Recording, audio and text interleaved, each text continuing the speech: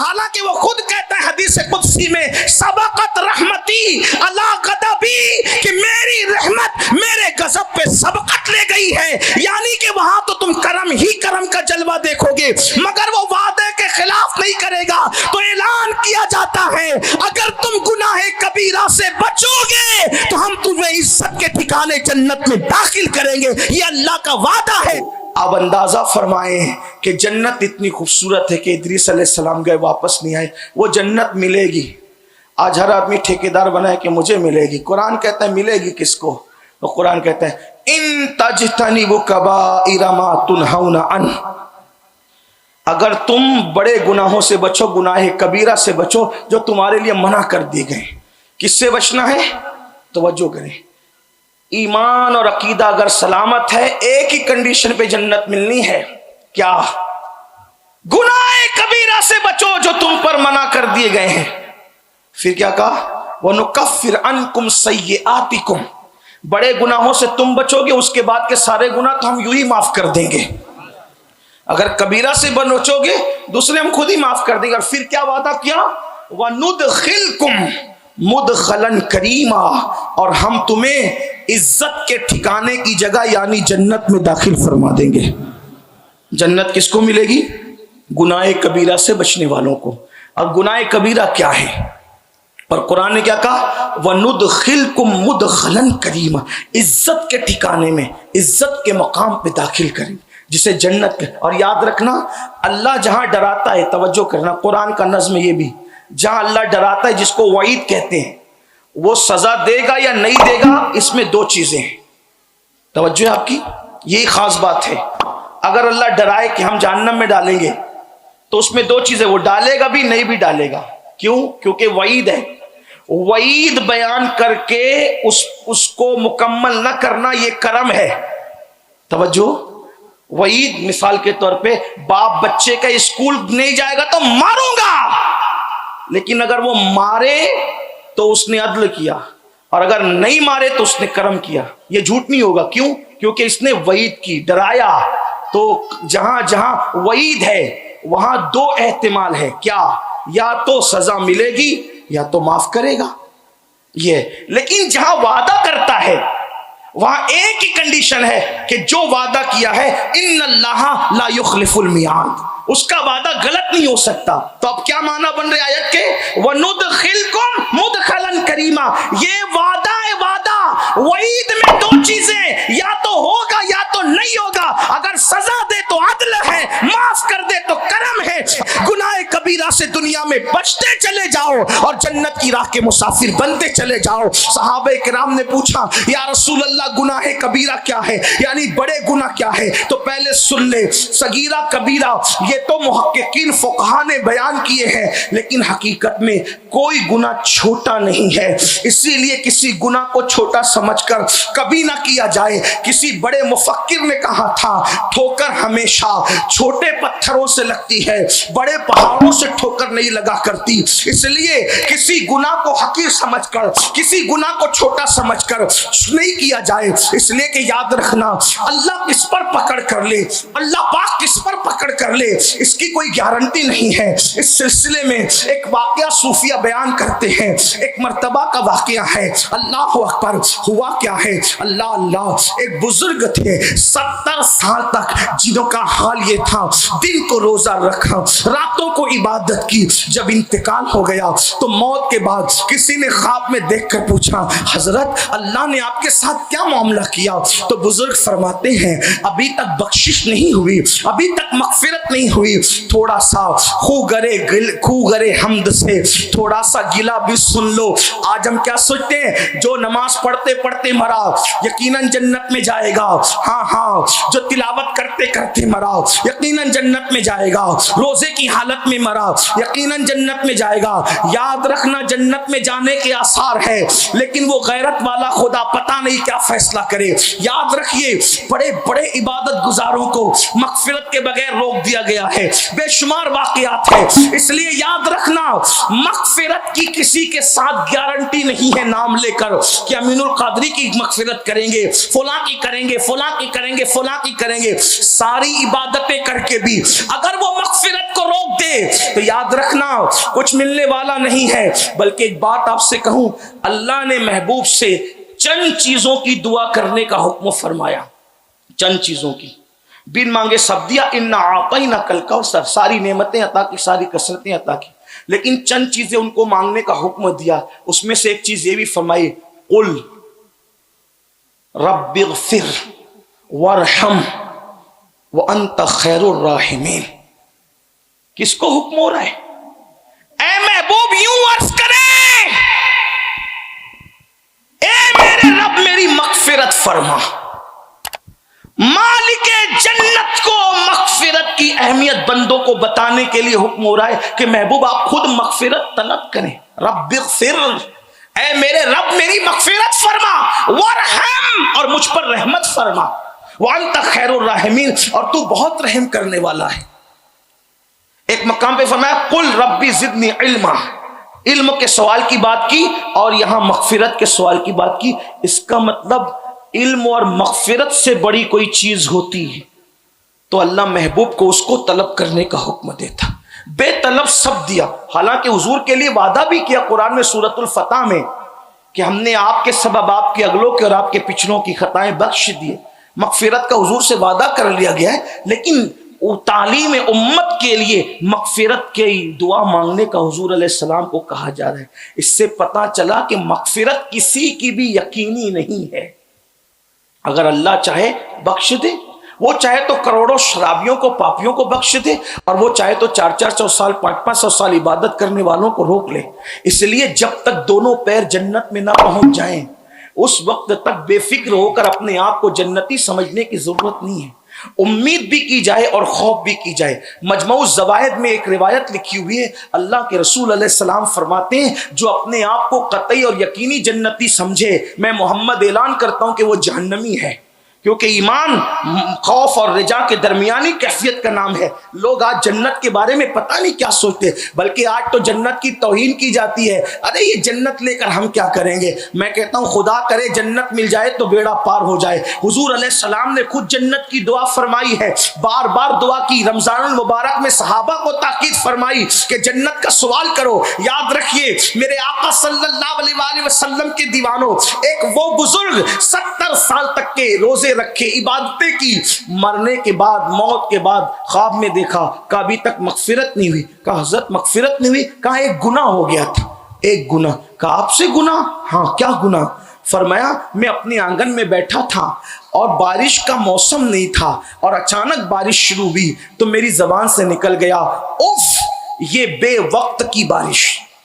ایک جملہ نکلا, اوف یہ بے وقت کی بارش. فرماتے ہیں مرا موت کے بعد اب مجھ سے پوچھا جاتا ہے میرے بندے تو نے بارش کو بے وقت کہا, ہمارے یہاں تو ہر کام کا ایک وقت ہے.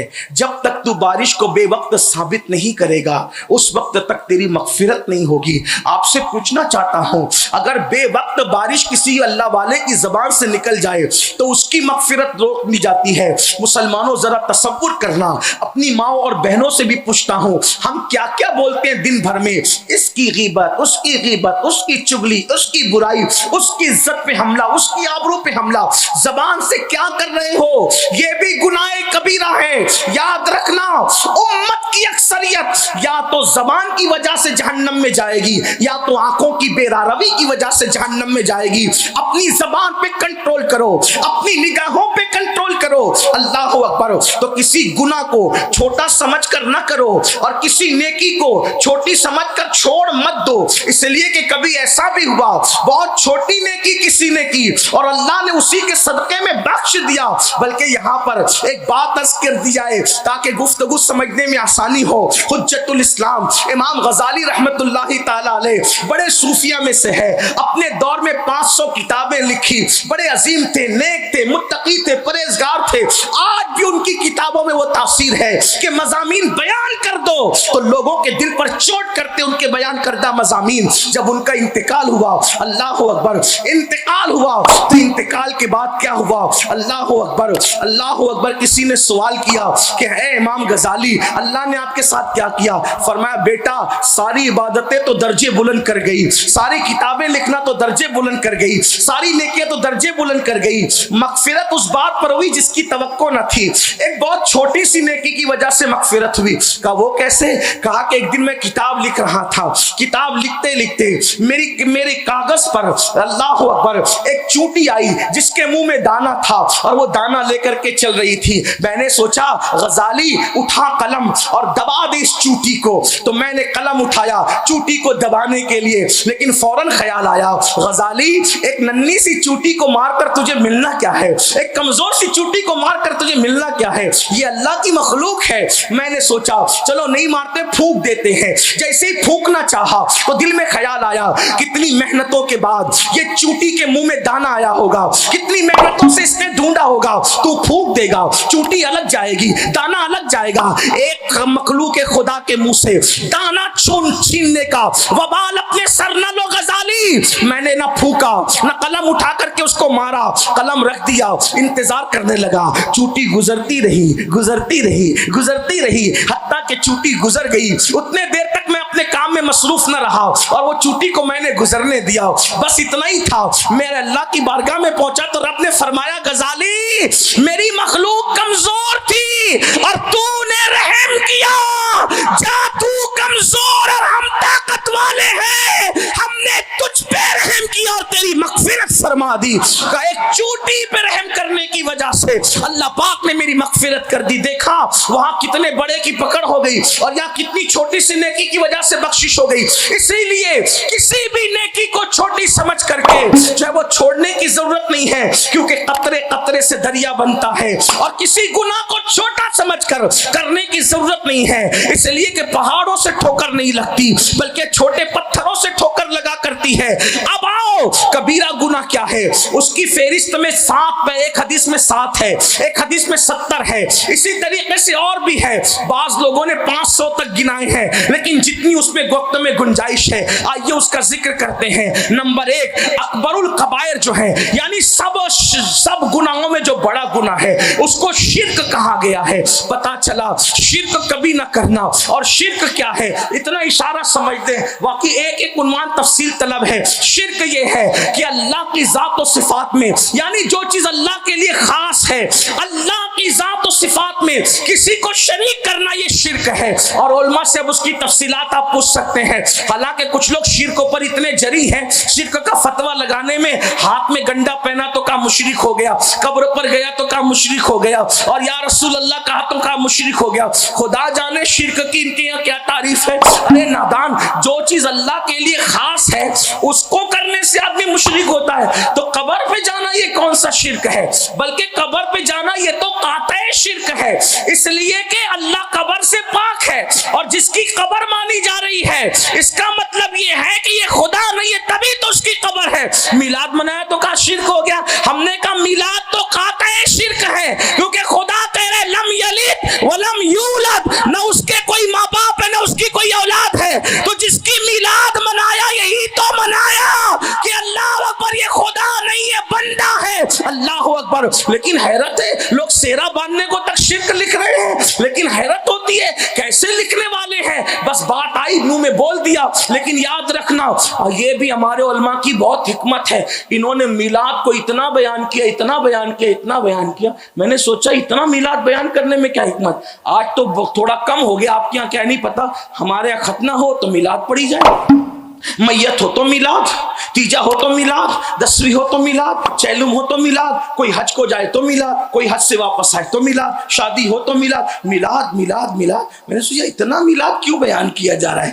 تو ہمارے علماء کی دانشمندی پہ مجھے رشک آیا, اس لیے کہ جس کے ہاتھوں سے چاند کے ٹکڑے لوگوں نے دیکھا, جس کے ہاتھوں سے سورج کو پلٹتے دیکھا, جس کو شجر بلاتے دیکھا, جس کے اشارے سے شجر جاتے دیکھا, جس کے اشارے سے کنکریوں کو کلمہ پڑھتے دیکھا, جس کے اشارے سے جابر کے بچوں کے مردے کو زندہ ہوتے دیکھا, یعنی کہ ان کے ان سے ایسی ایسی چیزیں دیکھی, تو کہیں کوئی جاہل ان کے بارے میں یہ نہ کہہ دے کہ جو سورج کو پلٹا لے وہ خدا ہے, جو چاند کے ٹکڑے کر لے وہ خدا ہے. تو علماء اہل سنت نے میلاد منایا اور میلاد منا کر کے بتایا کہ خدا وہی ہے جس کی شان ہے لم یلد ولم یولد.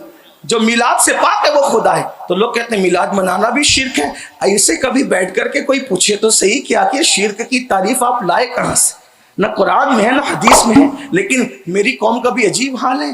وہ کہتے ہیں نہیں مولانا سب کے ساتھ چلو, سب کے ساتھ جا سکتے. میں کہا بالکل چلے جائیں, ذمہ داری تو آپ کی اپنی ہے. بس اتنا خیال رکھنا جب قیامت کے دن حضور کی بارگاہ میں شفاعت کے لینے جاؤ گے, اگر حضور نے پوچھ لیا جو میری ماں کو کافر کہتا تھا تو اس کے پیچھے نماز پڑھتا تھا, تو آپ کے پاس جواب کیا ہوگا؟ بس اتنا یاد رکھ کے جانا. آپ کہتے ہو یہ جمہوری ملک ہے, آپ جس کے ساتھ جانا چاہیں جائیں. آپ تو کسی کے بھی ساتھ جاتے ہیں, لیکن ہم آپ سے اتنا ضرور کہنا چاہتے ہیں ملک جمہوری ہے, مذہب میں جمہوریت نہیں ہے. مذہب پابندی چاہتا ہے. مذہب نے پابند کیا صراط الذین انعمت علیہم, انعام یافتہ بندوں تک کے محدود کے, سب کے پیچھے جانے کا حکم نہیں ہے. جو لوگ رسول اللہ کے ماں باپ کو کافر کہتے ہیں, اگر آپ ان کے پیچھے بھی نماز پڑھتے ہیں تو ذمہ دار آپ ہیں. جو لوگ رسول اللہ صلی اللہ علیہ وآلہ وسلم کو یہ کہہ کر کے گالی دیتے ہیں کہ انہیں دیوار کے پیچھے کی خبر نہیں ہے. آخر میں تو پوچھتا ہوں ہندوستان میں دین کی تبلیغ ہوگی کیسے؟ اگر یہی عقیدے رکھ دیے جائیں تو دین کی تبلیغ ہوگی کیسے؟ مشرکین کہیں گے ہمارا فلاں فلاں تو وہ تھا جس نے ہمالیہ کو پہاڑ پہ اٹھا لیا, اور تمہارا نبی وہ جو بیٹی کی بخشش نہیں کرا سکتا. تو آپ کس چیز کی تبلیغ کرنے نکلے ہیں؟ لیکن یہ تو وہ 1857 کے انگریزوں کے پیدا کیے ہوئے نوزائیدوں کی فکر ہے کہ نبی بیٹی کی بخشش نہیں کرا سکتے, اور لوگوں کو کہنے کا موقع دیتے کہ ہمارے فلاں فلاں نے ہمالیہ اٹھایا. کس نے اٹھایا یہ کہانی کس سے آپ کو پتا ہے. لیکن میں اتنا کہتا ہوں اگر کسی کے فلاں فلاں نے ہمالیہ اٹھایا ہے تو ہم سنیوں سے جب نبی کی طاقت کوئی پوچھے گا تو ہم کہتے ہیں ارے ایک میں کیا میرے اسیا کی حقیقت کتنی, مجھ سے 100 لاکھ کو کافی ہے اشارہ تیرا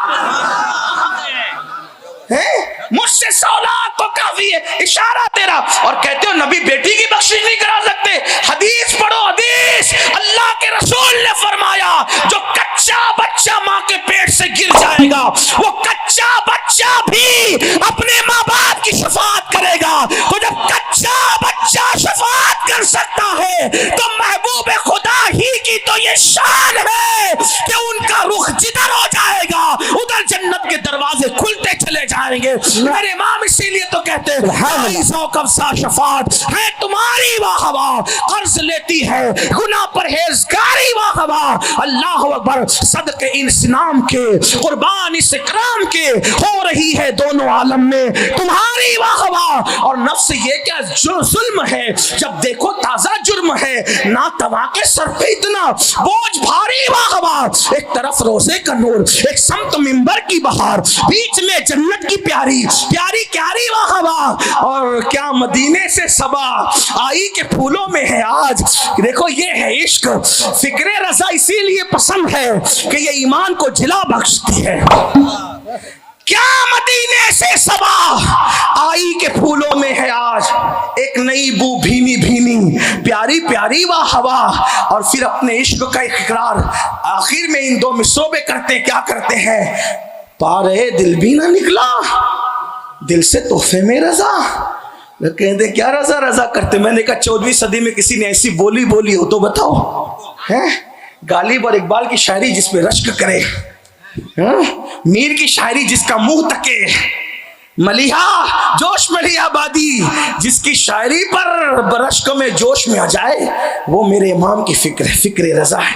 یہ شاعری نہیں, یہ سچا عشق مصطفیٰ. کیا کہتے ہیں, پارے دل بھی نہ نکلا دل سے تحفے میں رضا, ان سگانے کو سے اتنی جان پیاری واہ واہ. سگانے کو کہتے ہیں حضور کے دروازے کے بیٹھے ہوئے کتے, کوے یار کے کتے. لوگ کہتے ہیں وہاں کتے دکھتے ہی نہیں. میں نے کہا وہاں تمہیں کیا نظر آئیں گے, وہاں بھی تو ان کتوں کو دیکھنے کے لیے اہل نظر کی ضرورت ہے. ہاں ہاں, پارے دل بھی نہ نکلا دل سے تحفے میں رضا, ان سگانے کو سے اتنی جان پیاری واہ واہ. تو شرک اکبر القبائر نمبر 2, گناہ کبیرہ نمبر 2, نماز کا ترک گناہ کبیر. اللہ کے رسول علیہ السلام نے اس پر لمبی گفتگو نہیں کروں گا، بہت گفتگو کی ہے اس پر، لیکن صرف اشارہ دے رہا ہوں عنوان کی مناسبت سے۔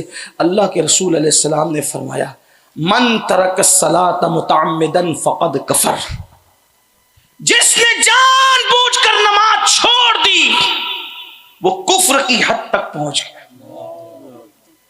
صحابہ کہتے ہیں جو نماز پڑھتا تھا ہم اس کو مسلمان سمجھتے تھے، جو نماز نہیں پڑھتا تھا ہم اس کو مسلمان نہیں سمجھتے، اور جو جماعت سے نہیں پڑھتا تھا اس کو منافق سمجھا جاتا تھا۔ اللہ اکبر۔ اور آج نماز کہاں ہے؟ لوگ تو یہ بھی کہتے ہیں نماز کی کیا ضرورت ہے، کہ یہ کچھ لوگ ایسے بھی آ گئے، ارے تمہیں نماز کی کیا ضرورت ہے، جو پہنچے ہوئے ہیں ان کو نماز کی کیا ضرورت، جو نہیں پہنچے ان کو ضرورت ہے۔ ہم نے کہا ہم نے تو دیکھا کہ امام حسین نے آخری وقت تک نماز پڑھی، کیا وہ نہیں پہنچے تھے؟ رسول اللہ نے آخری وقت تک نماز پڑھی۔ حیرت کی بات ہے، بڑی معذرت کے ساتھ ہم بھی پیر رکھتے ہیں، پیر کا ادب کرتے ہیں، لیکن میں اپنی قوم سے شکایت ضرور کرنے کا حق رکھتا ہوں کہ ہم قادری بنے، چشتی بنے، نقشبندی بنے، رفائی بنے، شاذلی بنے، دسوقی بنے، طبقاتی بنے، مداری بنے، وارسی بنے، سب بنے، کیا ہم مسلمان بھی بنے؟ ہم مسلمان بھی بنے؟ آپ کہیں گے کیا بات کرتے ہیں آپ؟ میں نے کہا اگر پیر تحفہ دے دے، ٹوپی کا تحفہ، رومال کا تحفہ، مامے کا تحفہ، کتنا سنبھال کے رکھتے ہو، کفن میں ساتھ لے جائیں گے مولانا۔ میں نے کہا ہم نے بھی کچھ تبرکات رکھے ہیں، مبارک ہو، لیکن آپ سے پوچھتا ہوں پیر کا دیے ہوئے تحفے کی اتنی قدر ہے، اللہ کے دیے ہوئے تحفے کی کیا قدر کر رہے ہیں؟ آپ بتائیں۔ یہ تحفہ اللہ نے دیا، اور کس کے ہاتھ سے دیا؟ یہ تحفہ اللہ نے دیا، کس کے ہاتھ سے؟ کائنات کا جو سب سے بڑا پیر تھا اس کے ہاتھ سے بھیجا تحفہ ہے۔ ان سے بڑا کوئی پیر؟ داتا علی حجویری فرماتے ہیں رسول اللہ جیسا کوئی پیر نہیں ہے اور ابو بکر صدیق جیسا کوئی مرید نہیں ہے۔ ایسے پیر کے ہاتھ سے تحفہ، اس کی کیا قدر ہے؟ فجر میں سوتے پڑے ہیں، ظہر کا حال کیا ہے، مغرب کا حال کیا ہے، عشاء کا سب جان رہے ہیں۔ یہ بھی گناہ کبیرہ ہے۔ اس کا مطلب یہ ہے اگر نماز کا دامن ہاتھ میں نہیں، جنت بھول جائیں آپ، بڑی معذرت کے ساتھ جملے سخت لگے معاف کرنا، جنت بھول جائیں، اس لیے کہ نماز چھوڑ کر ایمان پہ خاتمہ ہونے کے لالے ہیں۔ بلکہ حدیث پاک تو یہاں تک کہ فتاوی رضویہ میں امام اہل سنت نے حدیث لکھی، توجہ کریں کیا لکھی، لکھتے ہیں اگر کوئی نمازی ہو، نماز کا پابند ہو لیکن رکوع صحیح نہیں کرتا، نماز کا پابند ہو لیکن رکوع صحیح نہیں کرتا جیسا کرنے کا حکم ہے، تو ڈر ہے مرے گا تو کافر ہو کر کے مرے گا۔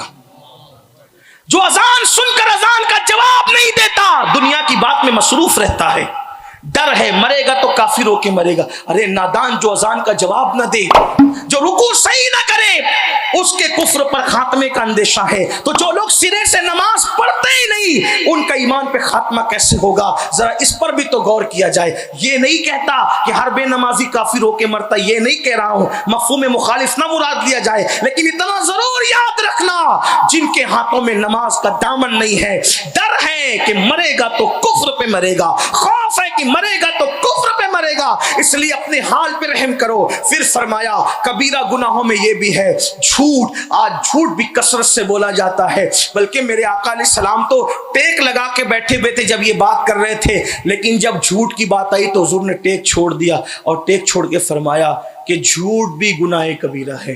بلکہ پوچھا گیا کیا مسلمان بدی کر سکتا ہے؟ آقا علیہ السلام نے فرمایا ہاں، اگر نفس ورغلا دے، شیطان بہکا دے تو کر سکتا ہے۔ کیا مسلمان فلاں گناہ کر سکتا ہے؟ کہا ہاں وہ بھی کر سکتا ہے۔ پھر پوچھا کیا مسلمان جھوٹ بول سکتا ہے؟ اللہ کے رسول نے فرمایا نہیں، مسلمان جھوٹ نہیں بول سکتا، کیونکہ جو جھوٹ بولتا ہے یہ منافق کی صفت ہے، منافق۔ آج تو جھوٹ کو کوئی گناہ بھی نہیں سمجھتے، بلکہ حیرت تو اس بات پر ہے ماں باپ بچوں کو سکھاتے ہیں جھوٹ بولنا۔